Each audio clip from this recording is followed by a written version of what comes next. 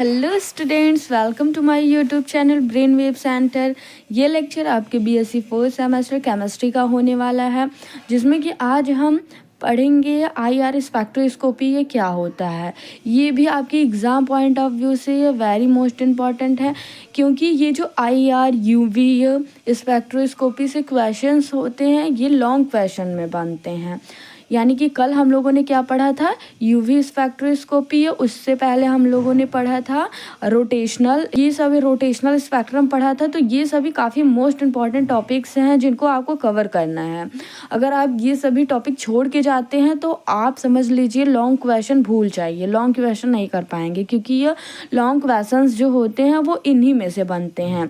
5 to 20 marks के question अधिकतर इसी में से बनते हैं। तो आप सभी अगर चैनल को सब्सक्राइब नहीं किए हुए हैं तो वीडियो मिस ना होने पाए एक भी, इसीलिए चैनल को सब्सक्राइब कर लीजिए तुरंत, क्योंकि यहाँ पर आपको सभी सब्जेक्ट के इम्पॉर्टेंट क्वेश्चन यानी कि 100% एग्ज़ाम पॉइंट ऑफ व्यू से ये वीडियोस मिलती हैं, जो कि आपके एग्ज़ाम के लिए वेरी हेल्पफुल होंगे।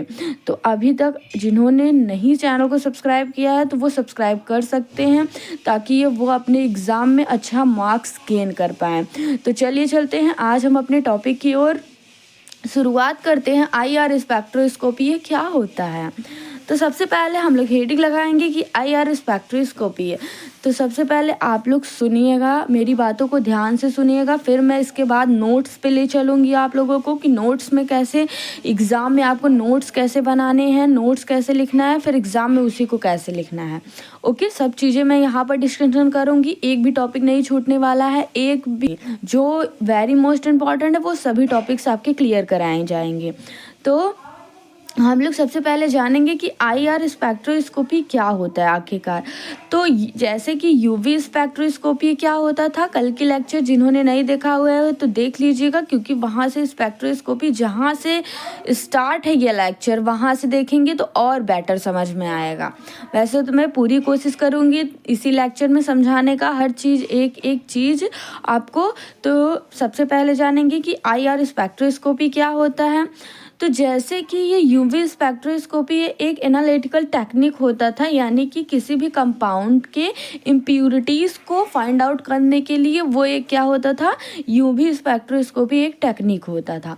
सेम उसी प्रकार आईआर स्पेक्ट्रोस्कोपी भी एक टेक्निक है जिससे हम किसी मॉलिक्यूल के फंक्शनल ग्रुप की पहचान करते हैं। जैसे कि मान लीजिए बहुत सारे मॉलिक्यूल्स दिए गए, अब तो होप आप लोगों को इतना तो पता होगा कि फंक्शनल ग्रुप क्या होते हैं।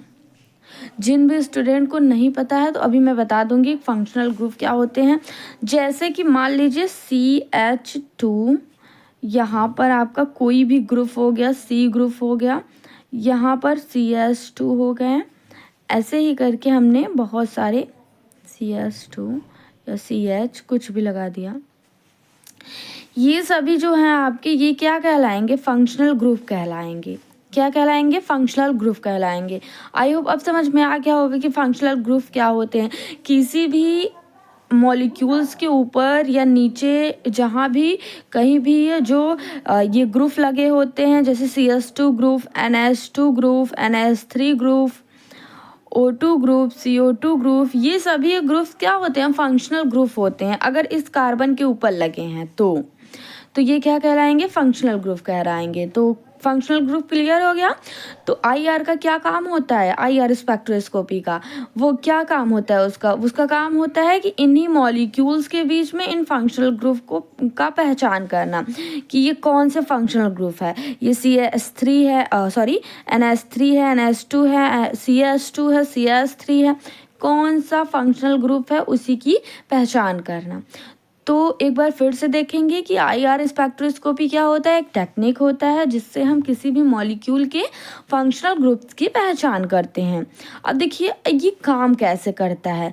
देखिए जब आईआर रेडिएशन किसी मॉलिक्यूल पर डाली जाती है, यानी कि मान लीजिए ये आईआर रेडिएशन है, ये किसी क्या कर रही है, मॉलिक्यूल्स पर डाली जा रही है। ओके, तो यहाँ से क्या होता है, तो यहाँ से जो बॉन्ड है, इन सभी के बीच के जो बॉन्ड है, यहाँ से देखिए ये बॉन्ड है आपकी, इन सभी के बीच के बॉन्ड वाइब्रेट करने लगते हैं। क्या करने लगते हैं? वाइब्रेट करने लगते हैं और स्पेसिफिक फ्रिक्वेंसी पर क्या हो जाते हैं? ऑब्जॉर्ब कर लिए जाते हैं। यानी कि ये रेडिएशन इस बॉन्ड के इस रेडिएशन के किसी स्पेसिफिक यानी कि किसी सर्टेन फ्रिक्वेंसी से क्या कर लिए जाते हैं? इस बॉन्ड के द्वारा क्या कर लिए जाते हैं? ऑब्जॉर्ब कर लिए जाते हैं। जब ऑब्जॉर्ब करेंगे तो ये बॉन्ड क्या हो जाएंगे? वाइब्रेट करने लगेंगे। ओके, वाइब्रेट करने लगेंगे, फिर ऑब्जॉर्प्शन हो जाएगा। तो इस ऑब्जॉर्प्शन को ही क्या कहा जाता है? स्पेक्ट्रम के रूप में रिकॉर्ड कर लिया जाता है।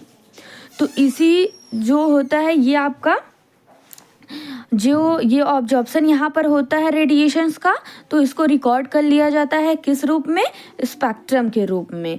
तो इसी को क्या कहते हैं? स्पेक्ट्रम, यानी कि आईआर का स्पेक्ट्रम, इंफ्रारेड रेडिएशन का स्पेक्ट्रम। तो यहाँ से ये हो गया। अब देखिएगा जो ये होता है किस रीजन में होता है। ये एक देखिए 1500 सेंटीमीटर जो होता है आपका 1500 सेंटीमीटर इनवर्स से नीचे का जो फिंगरप्रिंट रीजन होता है वही क्या होता है? वही उसी रीजन में ये घटनाएं घटित होती हैं और वो रीजन हर कंपाउंड में क्या होता है? यूनिक होता है, यानी कि अलग अलग होता है। अब यूनिक से मतलब क्या है? अलग अलग, यानी कि ये कंपाउंड में फिंगरप्रिंट रीजन कुछ और रहेगा। जैसे कि मैंने दूसरा कंपाउंड ले लिया तो उसमें क्या रहेगा? फिंगरप्रिंट कुछ अलग रहेगा। फिर तीसरा ले लिया तो उसमें फिंगरप्रिंट कुछ अलग रहेगा, यानी कि हर में क्या होता है? यूनिक फिंगरप्रिंट रीजन होता है। अब देखिए बहुत से स्टूडेंट फिंगरप्रिंट रीजन नहीं समझ पा रहे होंगे, तो एक बार फिंगरप्रिंट रीजन क्या होता है वो देखते हैं। देखिए फिंगरप्रिंट रीजन जो होता है, क्या होता है? फिंगरप्रिंट रीजन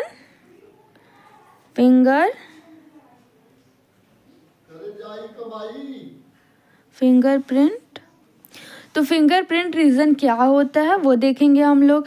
तो फिंगरप्रिंट रीजन एक आईआर स्पेक्ट्रम का वह भाग होता है कि जो लगभग जो हमने अभी बताया कि 1500 सेंटीमीटर इनवर्स से 400 सेंटीमीटर इनवर्स के बीच में जो रीजन्स होते हैं उसे हम लोग क्या कहते हैं? Fingerprint region.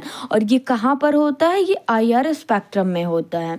आईआर स्पेक्ट्रम का वह भाग होता है जिसमें कि यह 1500 सेंटीमीटर से 400 सेंटीमीटर के बीच में जो रीजन्स होते हैं उसे हम क्या कहते हैं? Fingerprint region. अब इसे फिंगरप्रिंट रीजन क्यों कहा जाता है? अब आप लोग सोच रहे होंगे कि इसे आखिर फिंगरप्रिंट रीजन क्यों कहा गया। तो देखिए इसे फिंगरप्रिंट रीजन इसलिए कहा जाता है क्योंकि इस रीजन का पैटर्न जो होता है हर कंपाउंड में अलग अलग होता है। जैसे किसी भी कंपाउंड का हमें क्या आइडेंटिफाई करना हुआ, किसी भी कंपाउंड की आइडेंटिफाई करना हुआ तो उसे हम कैसे करेंगे? उसके फंक्शनल ग्रुप से करेंगे नहीं, क्योंकि अगर मान लीजिए फंक्शनल ग्रुप किसी भी कंपाउंड में सेम हो सकते हैं, यानी कि दो कंपाउंड ले लिया हमने, दोनों का फंक्शनल ग्रुप सेम हो सकता है। जैसे मान लीजिए यहाँ पर मैंने CH2 ले लिया, फिर यहाँ पे CH ले लिया, CH2 ले लिया।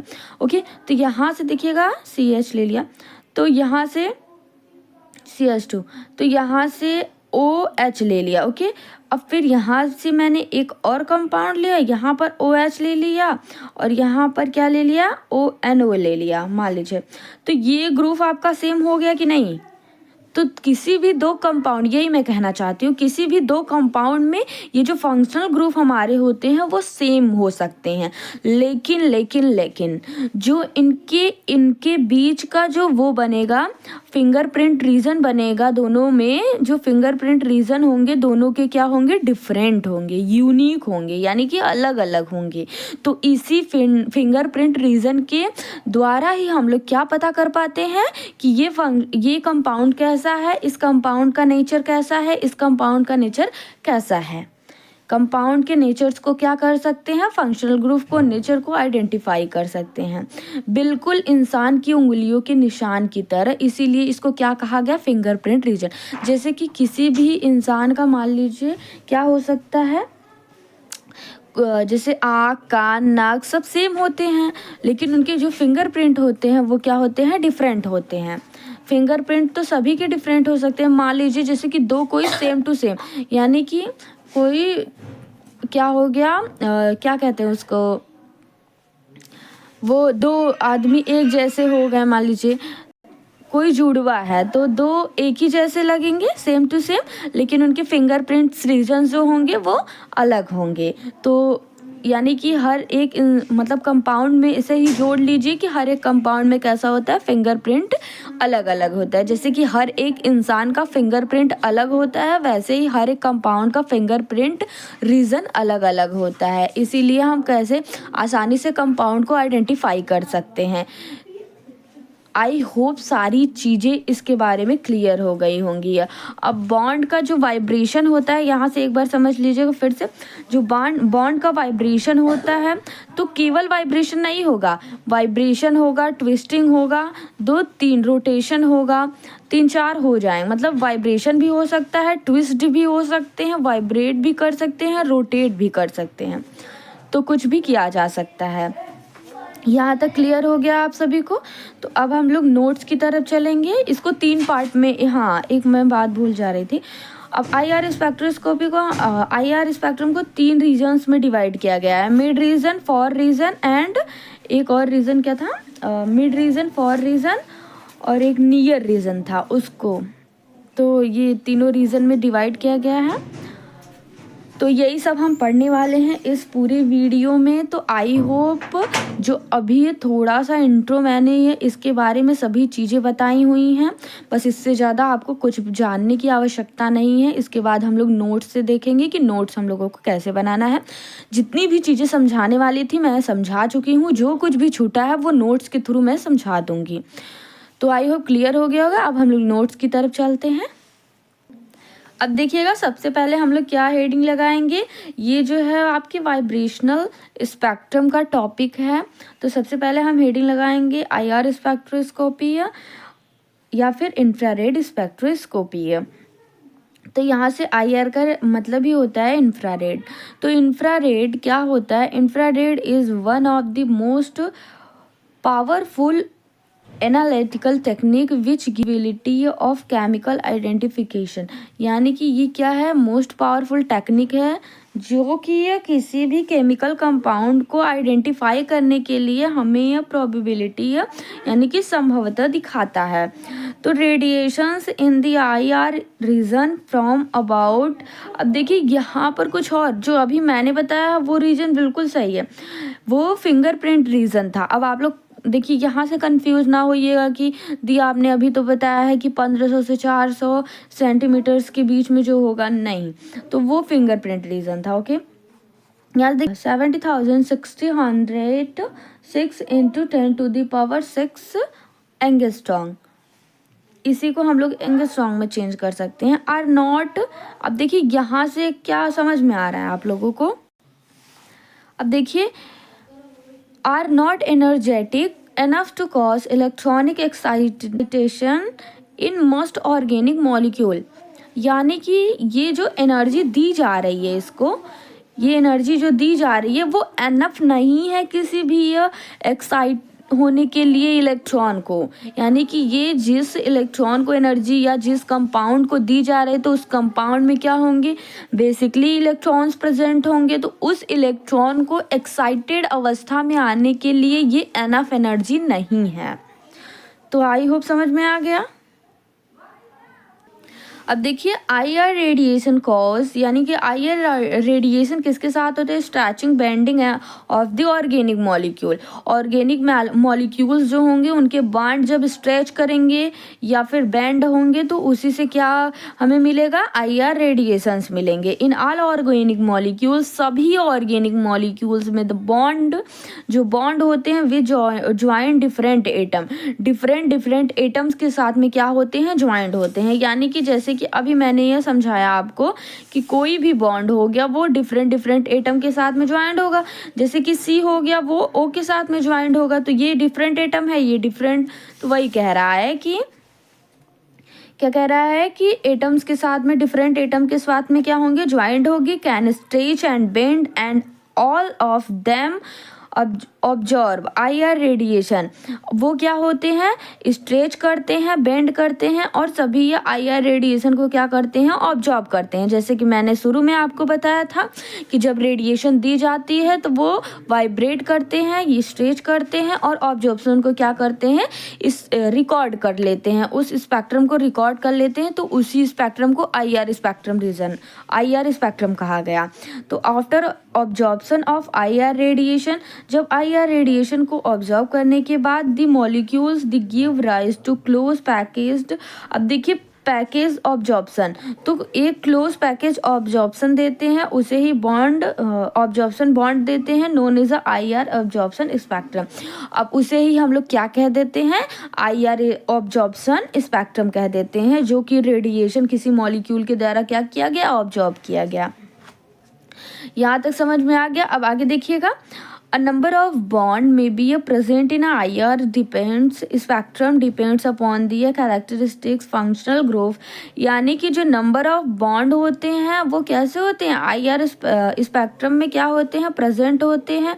अब IR स्पेक्ट्रम जो होता है वो किस पे डिपेंड करता है, फंक्शनल ग्रुप के कैरेक्टरिस्टिक्स पे, यानी फंक्शनल ग्रुप किस कैरेक्टरिस्टिक्स का है, NO है, OH है, यानी कि अलग अलग फंक्शनल ग्रुप होते हैं सभी में, तो किस फंक्शनल ग्रुप का है उस कैरेक्टरिस्टिक्स को क्या करेगा, वो डिपेंड करेगा। क्या डिपेंड करेगा, IR डिपेंड करेगा उसी फंक्शनल ग्रुप पे। And bond in the substance, और बॉन्ड कैसा है सबस्टेंस के बीच में।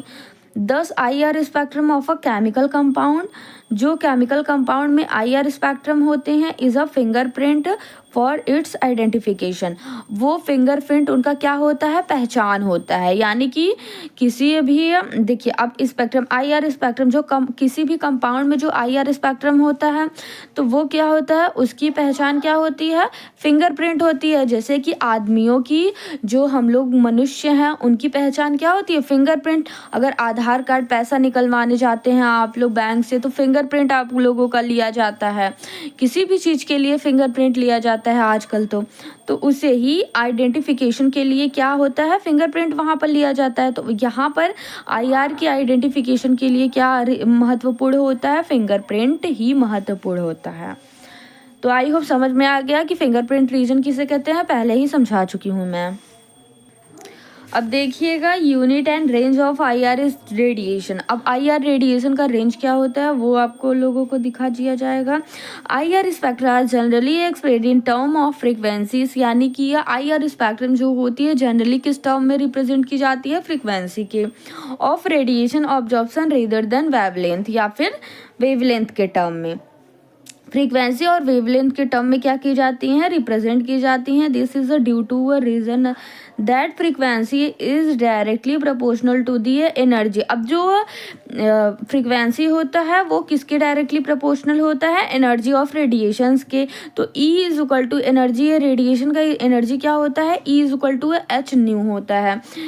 अब यहाँ से ये हो गया। And the most common unit use in IR study is wave number, यानी कि हम वेव नंबर को इसका क्या मानते हैं, कॉमन यूनिट मानते हैं कि वेव नंबर कितने हैं, कितने वेव नंबर किसी मॉलिक्यूल्स पर पड़ रहे हैं, तो उसे ही क्या कहते हैं, यूनिट्स इसका कह दिया जाता है। तो इसको न्यू बार से रिप्रेजेंट करते हैं, सेंटीमीटर इनवर्स।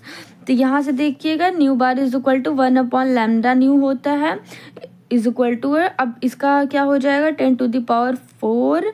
यहाँ से देखिएगा लैम्डा हो जाएगा, फिर सेंटीमीटर इनवर्स हो जाएगा। अब यहाँ से इसको मल्टीप्लाई करेंगे तो 1 न्यू आ जाएगा और इज इक्वल टू 10⁻⁴ सेंटीमीटर हो जाएगा। ओके, तो IR रीजन में भी ये डिवाइडेड इनटू 3 टाइप्स। अभी मैंने बताया था कि IR रीजन को किस 3 टाइप्स में डिवाइड किया गया है, near IR region, far IR region and ordinary या फिर मिड IR रीजन।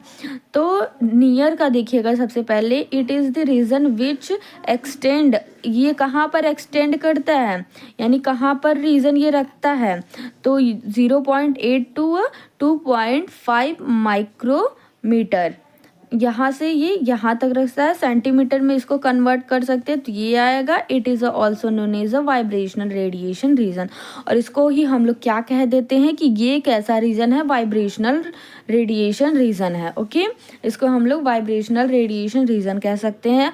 अब फॉर जो होगा आपका उसको क्या कहते हैं, रोटेशनल रीजन कहते हैं।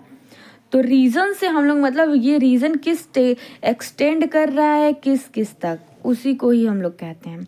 अब ये it is the region extend for 15 to 200 micrometre.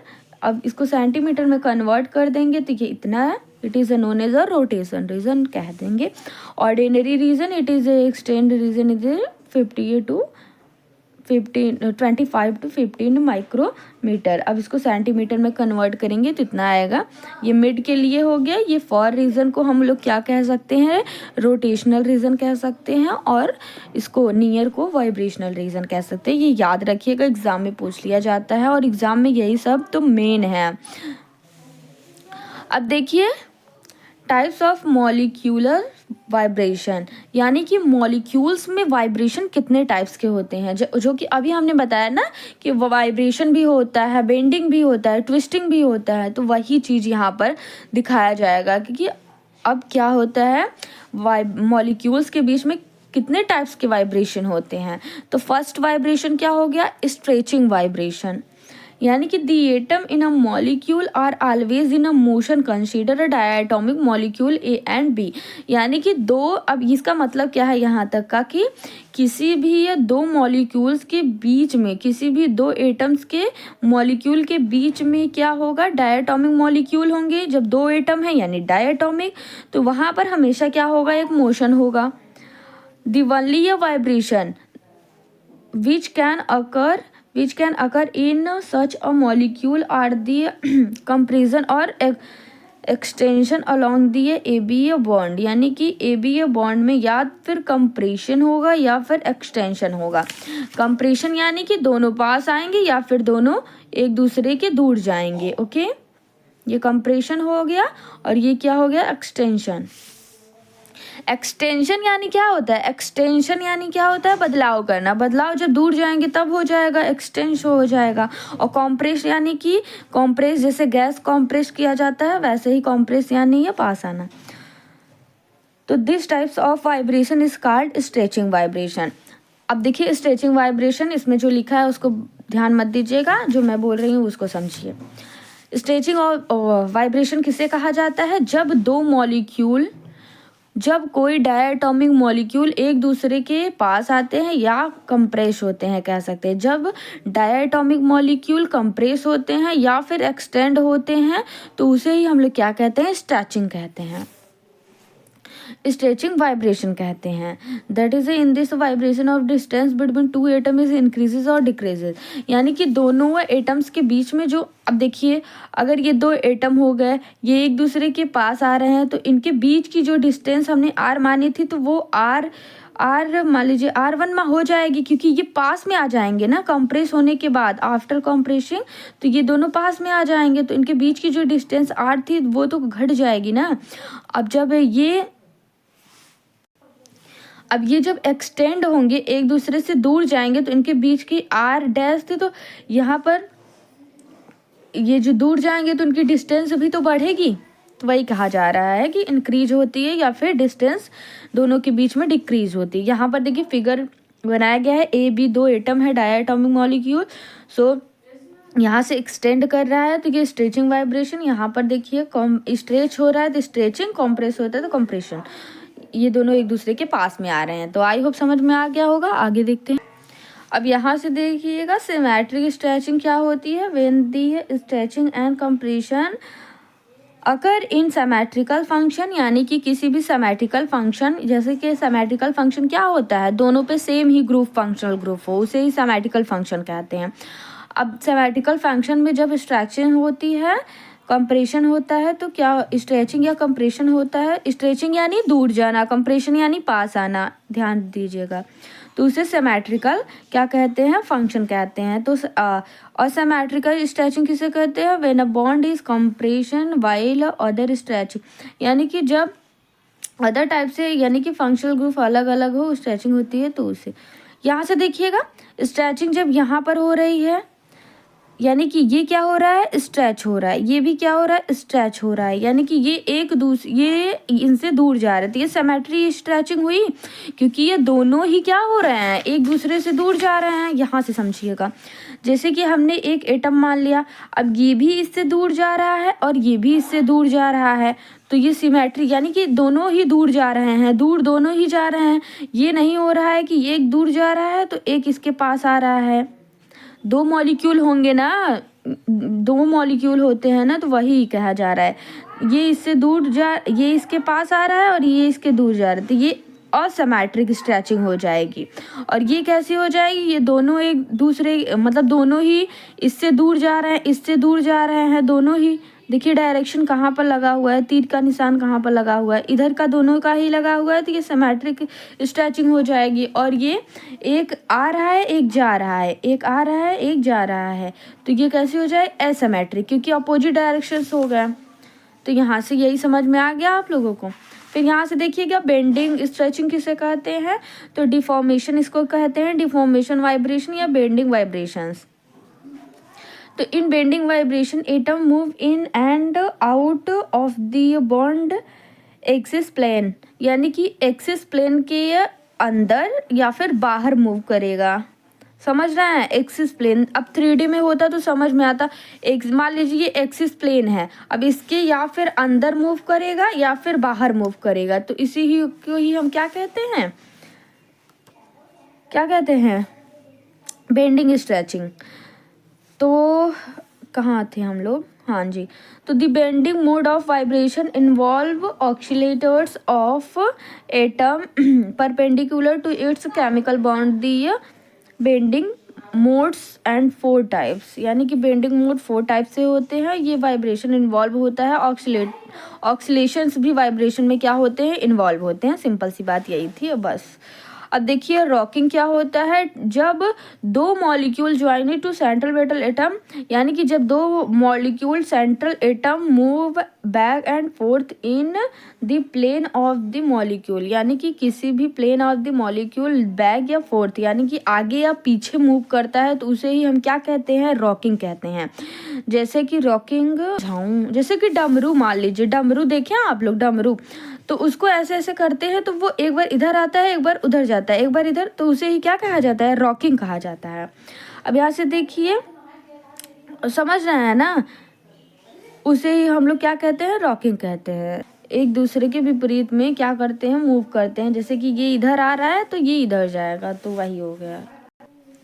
अब देखिएगा ट्विस्टिंग क्या होता है, ट्विस्टिंग। अब ये सभी ये देख लीजिए जल्दी जल्दी। In this bending vibration the extraction unit rotate about which join its to the rest of the molecule, यानी कि ये रेस्ट ऑफ द मॉलिक्यूल्स के अराउंड में क्या करता है, मूव करता है। तो यहाँ से देखिएगा ट्विस्ट, ट्विस्ट मतलब समझ रहा है ना, ट्विस्ट जैसे कि आप कैसे मैं बताऊँ, ट्विस्ट अब इसमें तो आप लोगों की स्ट्रक्चर थोड़ा कम समझ में आ रहा होगा, क्योंकि ट्विस्ट ऐसे जब मुड़ जाता है कोई भी चीज़, जैसे कि मान लीजिए अगर यही पेन आपका, अगर ये मान लीजिए ये हो गया, ये क्या हो रहा है, ऐसे है, ओके। अब इसको मैं ऐसे घुमा दी, अब ये पता तो नहीं चल रहा है लेकिन आप समझने का कोशिश कीजिएगा। अगर ऐसे मैं घुमा दी यानी ट्विस्ट कर दी। अब कोई भी फ्लैक्सिबल चीज़ होती तो मैं समझाती, अब कैसे समझाऊँ मैं, तो ट्विस्ट हो जाएगी। आप लोग एक काम करिएगा, हाँ गूगल पे जाइएगा, वहाँ पे सर्च कीजिएगा ट्विस्टिंग, हैंगिंग, वाइब्रेशन, ये सभी ये सर्च करेंगे ना तो वहाँ पर क्लियरली समझ में आ जाएगा, क्योंकि वहाँ पर पिक्चर्स आप लोगों को दिख जाएगा। तो वहाँ से आप लोग अच्छे सर्च कर लीजिएगा, ठीक है।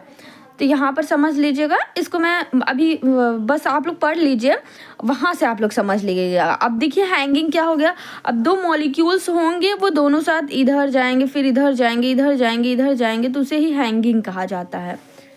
जैसे कि यहाँ पर मेंशन किया गया है लेकिन आप लोगों को क्लियर नहीं हो रहा होगा, आई नो। आप लोग इसीलिए मैं कह रही हूँ ना, जाइएगा गूगल पे जाइएगा या फिर यूट्यूब पे, वहाँ पर सर्च कीजिएगा कि स्पेक्ट्रम्स, यानी कि इसको कितने आईआर स्पेक्ट्रम के टाइप या फिर हैंगिंग अलग अलग सर्च कीजिएगा। ट्विस्टिंग कैसे होता है, हैंगिंग कैसे, तो वहाँ पर 3D में ही समझाया जाएगा, तो अच्छा समझ में आएगा। तो यहाँ से देखते हैं अब क्वेश्चंस कैसे पुटअप किए जाते हैं IR स्पेक्ट्रोस्कोपी से, वो देखिए। लास्ट जानते हैं कि ये किसी भी कंपाउंड्स, यानी कि कोई भी आपको कंपाउंड्स दे देगा, अब उसके बीच में आपको क्या कहेगा, आप लोग निकालिए इसके बीच में IR पिक्स क्या बन रहे हैं, IR कौन सा पिक्स है, कौन सा स्ट्रेचिंग है या बेंडिंग है, कौन सा वाइब्रेशन हो रहा है, तो उसे ही फाइंड करना होगा। जैसे कि एक क्वेश्चन दिया गया है अल्कोहल एंड ईथर के बीच में हमें क्या फाइंड आउट करना है, फाइंड आउट करना है पिक्स। तो यहाँ पे देखिए ये अल्कोहल का फॉर्मूला है और ये क्या है आपका ईथर का है। तो अल्कोहल का C2H5OH, अल्कोहल का स्ट्रक्चर दिस टाइप्स, तो CHHH यानी कि CH3 और CH2OH फंक्शनल ग्रुप। अब देखिए यही आपका फंक्शनल ग्रुप है, ये ध्यान दीजिएगा। तो ये अल्कोहल हो गया। अब IR peaks are seen for, अब देखिए IR पिक्स कहाँ कहाँ पर दिख रहे हैं आपको, तो एक तो आपका क्या हो गया, एक आपका C के बीच में पिक्स दिख रहे हैं, CH के बीच में पिक्स दिख रहे हैं, अब OH के बीच में पिक्स दिख रहा है, CO के बीच में। यानी कि पिक्स मतलब क्या होते हैं, अब देखिए डिफरेंट जो फंक्शन से हमारे कार्बन जुड़े हुए हैं उन्हीं को हमें फाइंड आउट करना है। यानी कि देखिए ये डिफरेंट ग्रुप दिख रहा है कि नहीं, O और H डिफरेंट एटम है, C और O डिफरेंट एटम है, CH डिफरेंट है। तो इन्हीं सब पिक्स को यहाँ पर दर्शाया गया है कि कौन कौन मतलब किसके किसके बीच में, किन किन एटम्स के बीच में यहाँ पर बॉन्ड प्रेजेंट है। एक तो C के बीच में प्रेजेंट है, एक CH के बीच में प्रेजेंट है, एक CO के बीच में प्रेजेंट है, एक OH के बीच में बॉन्ड प्रेजेंट है। यही इसका पिक्स हो जाएगा। तो IR पिक्स क्या होते हैं, जिनके बीच में बॉन्ड्स प्रेजेंट होते हैं अलग अलग उन्हीं के। अब देखिए आप लोग सोच रहे होंगे कि ये क्यों नहीं लिया, ये क्यों नहीं, आप ले सकते हैं, लेकिन C के साथ में H है ना, तो C के साथ में H है, C के साथ में H है, C के साथ सेम है, मतलब CH के साथ में सेम बॉन्ड बना रहा है H वाला। तो एक H अगर हम ले लेंगे तो यहाँ से हम लोगों को पता चल जाएगा CH के साथ में पिक्स बना रहा है, इसका मतलब ये हुआ। तो एक ही इसीलिए हम लोगों ने लिया। फिर O देखिए, OH के साथ में बना रहा है, OH लिया। अब CO के साथ में बना रहा है, CO लिया। अब C के साथ में बना रहा है तो CC लिया। आई होप समझ में आ गया। अब यहाँ देखिए ईथर का सेम A टू Z, तो यहाँ से CH3 और OCH3 ये ईथर का फॉर्मूला हुआ। यहाँ पर ये फंक्शनल ग्रुप इसका हो जाएगा, ये फंक्शनल ग्रुप है। तो यहाँ से देखिएगा CH। अब देखिए ये पिक्स यहाँ पर कैसे, हम लोग स्ट्रक्चर तो बनाएंगे पहले हम लोग, फिर पिक्स फाइंड आउट करेंगे। तो पिक्स यहाँ पर 3H थे, तो 3H यहाँ पर रिप्रेजेंट, एक कार्बन 3H एक कार्बन, वही सेम रिप्रेजेंट, O बीच में था तो O बीच में बॉन्ड से जोड़िए। अब IR पिक्स जो देखिए क्या होंगे, CO के बीच में होगा एक, और एक CH के बीच में होगा। और कोई पिक्स यहाँ पर आपको दिख रहा है?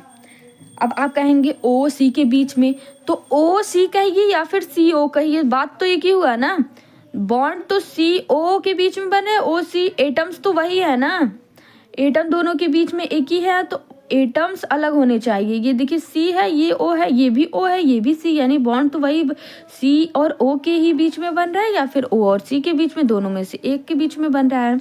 और CH यही दो पिक्स हो इन दिस, इसमें क्या हो जाएगा तब, स्ट्रेचिंग एब्सेंट हो जाएंगे।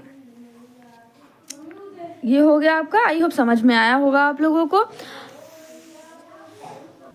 अब देखिए ये सेकेंड क्वेश्चन है, आप लोग इसको अपने मन से कीजिएगा, ओके। सेम उसी तरीके से होगा, बस आपको पीक्स देखने हैं, यानी कि दो मॉलिक्यूल्स, अलग अलग मॉलिक्यूल्स के बीच में बॉन्ड देखने हैं। अब ये भी एक है, इन सभी को स्क्रीनशॉट ले लीजिए, सेम वैसे ही होगा जैसे अभी मैंने बताया हुआ है। अब देखिएगा IR एक्टिव कंपाउंड्स होते हैं, उनके ये कंडीशन क्या होते हैं। तो जैसे कि IR एक्टिव कंपाउंड है या नहीं, अब ये नहीं कि किसी भी कंपाउंड में हम IR स्पेक्ट्रम्स को डाल रहे हैं और वहाँ पर किसी भी कंपाउंड में वाइब्रेशन हो जाएगा, स्ट्रेचिंग हो जाएगा, तो ऐसा कुछ नहीं है। पहले तो वो कंपाउंड कैसा होना चाहिए, IR एक्टिव कंपाउंड होना चाहिए, तभी ये सभी ये क्रियाएं होंगी, स्ट्रेचिंग होगा, बेंडिंग होगा, ऑब्जॉर्प्शन किया जाएगा, स्पेक्ट्रम निकलेगा IR, ये सभी तभी होगा जब कंपाउंड कैसा हो, IR एक्टिव हो।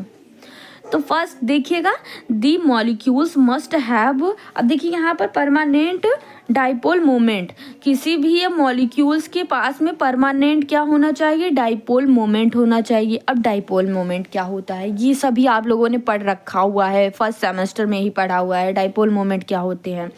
एक यानी कि HCl, जैसे देख लीजिए HCl, एक का पॉजिटिव एक का निगेटिव हो उसे ही क्या कहते हैं, डायापोल मोमेंट। यानी कि एक का अगर निगेटिव है तो उसके जो डायापोल मोमेंट, यानी डायापोल यानी दो पोल हो जिसके प्लस और माइनस, तो डायापोल मोमेंट तो उस क्या होना चाहिए, परमानेंट होना चाहिए किसी मॉलिक्यूल में, जैसे कि Cl, HCl, NH3, ATC। The molecule must have the same vibration that can induced और डायापोल मोमेंट, और जो सेम वाइब्रेशन का क्या होना चाहिए, इंड्यूस्ड डायापोल मोमेंट होना चाहिए। एक तो परमानेंट डायापोल मोमेंट होना चाहिए, एक इंड्यूस्ड यानी तत्कालीन जो डायापोल मोमेंट, इंड्यूस्ड यानी किसी से अब देखिए प्रेरित, जिसे इंड्यूस्ड किसी से प्रेरित होकर वो क्या बना है, डायापोल बना है, तो वो होना चाहिए। तो CO2 SO2 CCl4 ETC है। अब देखिए यहाँ पर म्यू रेडिएशन है, म्यू मॉलिक्यूल्स हैं, तो new molecules and new radiation क्या होता है, इक्वल होना चाहिए आपके। अब यही सब ये 2-4 हैं, आप लोग इसको पढ़ लीजिएगा, ये सब इक्वल्स होने चाहिए, तो यही क्या हो जाएंगे, यही कंडीशंस हैं कि कंपाउंड कैसा होगा, IR एक्टिव कंपाउंड होगा। काफ़ी लेंथी, तो आई होप सभी चीज़ें क्लियर। अब देखिए यही एक बचा है, तो अब देखिए all homo atomic molecule are IR inactive, यानी कि जो होमो डायटॉमिक मॉलिक्यूल होते हैं वो कैसे होते हैं, वो इनएक्टिव होते हैं। क्यों होते हैं, they do not have dipole moment, वो डायापोल मोमेंट क्या करते हैं, उनके पास डायापोल मोमेंट नहीं होता है। So during vibration the dipole moment of this molecules do not change, तो वाइब्रेशन के दौरान इन डायापोल मोमेंट की जो नहीं होता है, तो जब डायापोल मोमेंट चेंज नहीं होगा तो कैसे बनेगा, इंड्यूस्ड डायापोल, तो इंड्यूस्ड डायापोल नहीं बनेगा। इसीलिए क्या होता है ये H2N2। अब इन H2 के बीच में बताइए प्लस माइनस होगा, नहीं होगा, वह एक ही होंगे, एक ही वो होंगे, तो डायापोल मोमेंट कहाँ फॉर्म हुआ, नहीं हुआ, तो इसमें एक की कमी हो गई, तो ये कंडीशन फॉलो नहीं कर रहा है, तो इनएक्टिव कंपाउंड नहीं होगा। तो आई होप सारी चीज़ें क्लियर हो गई होंगी। जिन भी स्टूडेंट को कुछ भी यहाँ से नहीं समझ में आया हो वो कमेंट कर सकता है कि कहाँ पर नहीं समझ में आया है, तो वो उस टॉपिक को अलग से डाल दिया जाएगा आपकी इसी यूट्यूब चैनल पे। और अगर सब्सक्राइब नहीं किए हैं तो सब्सक्राइब ज़रूर से कर लीजिएगा, ताकि आप लोग को किसी भी वीडियो मिस ना होने पाए, जो कि एग्ज़ाम से काफ़ी है मोस्ट इम्पॉर्टेंट वीडियोज़। सभी ये वीडियोज़ यहाँ की मोस्ट इम्पॉर्टेंट, इस चैनल की सभी वीडियो मोस्ट इम्पॉर्टेंट होने वाली है। कोई ऐसी वीडियो नहीं होगी है जो कि आपके एग्जाम पॉइंट ऑफ व्यू से या अदर लेवल पढ़ाया जाए, नहीं, ऐसा कुछ नहीं है। सभी ये एग्जाम पॉइंट ऑफ व्यू से पढ़ाए जा रहे हैं, तो सभी ये मोस्ट इम्पॉर्टेंट है। तो आप लोग चैनल को सब्सक्राइब जरूर कर लिया करिए। तब तक के लिए आपसे भी अच्छे से पढ़ाई करती रहिए। Thank you so much, thanks for watching.